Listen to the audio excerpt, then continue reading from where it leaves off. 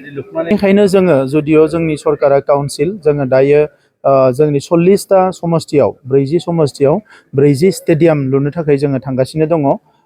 देग्लाय बोसोराव जोङो 7खान मिनि स्टेडियाम लुगोन आरो बिनि उनाव फैबाय थानाय समावबो जोङो बेबायदिनो बोसोरफ्रामबो 10टा 15टा बेबायदि लुनानै बोसोरथामनि गेजेराव गासै मोनब्रै समस्तियावबो 40 समस्तियावबो जोङो स्टेडियाम गायसननो थाखाय इतिमध्य थांखि लाबाय आरो खामानिया देग्लाय बोसोरनिफ्रायनो जागायबाय आरो लोगोसे जोङो एकाडेमिबो गायसननो थांगासिनो दङ।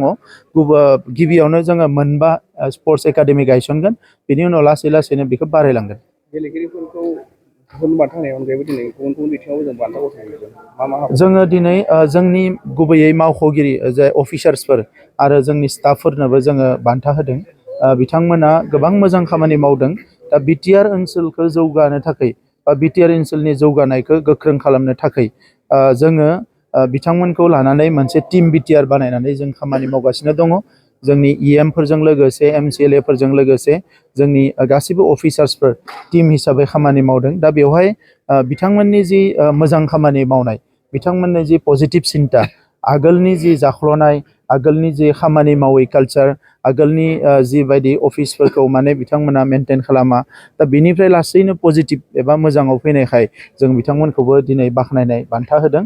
जाहाथे बिथांमोना इयुनाव आरोबाव मोजां खामानि मावो आरो बिटिआर ओनसोलनि जोंनि माहारिजों लोगोसे गासै जोंहा जिखिनि सुबुं अनजिमा दङ 35 लाख बिनि जौगानायनि खामानिफोरखौ मोनफ्रोमबो डिपार्टमेन्टआव थानानै मोनफ्रोमबो माबायाव थानानै बिथांमोना जाहाथे खामानिखौ मोजां मावो बेनि थाखायनो जों फेलिसिटेसनखौ होदों।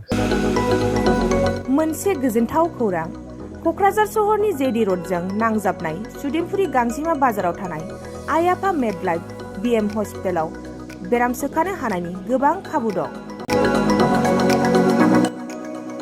आइ आफा मेडलाइफ बिएम हस्पिटालनि फेसिलिटिफोरानो जाबाय medical laboratory, pharmacy, paediatrics, medicine, gynaecology, dental, urology, dental X ray, play area, X ray, sonography, OT, ICU, NICU एबा पिआइसिइउ आरो आइ आफा मेडलाइफ बिएम हस्पिटाला 24 घन्टा जेब्लाबो खुलायै थागोन। लांलाय लाबोलायनि एम्बुलेन्सआबो मोजाङै सार्भिस थागोन। ओनसोलनि सुबुंफोरा बेराम आजारफोरजों भुगिनानै थाना दंब्ला थाबैनो नोंथांनि देहाखौ फाहामथाय लानो क'क्राझार सहरनि सुदेमपुरि गांजिमा बाजाराव थानाय आइ आफा मेडलाइफ बिएम हस्पिटालाव गोख्रैनो फाहामथाय लाफैनो हागोन।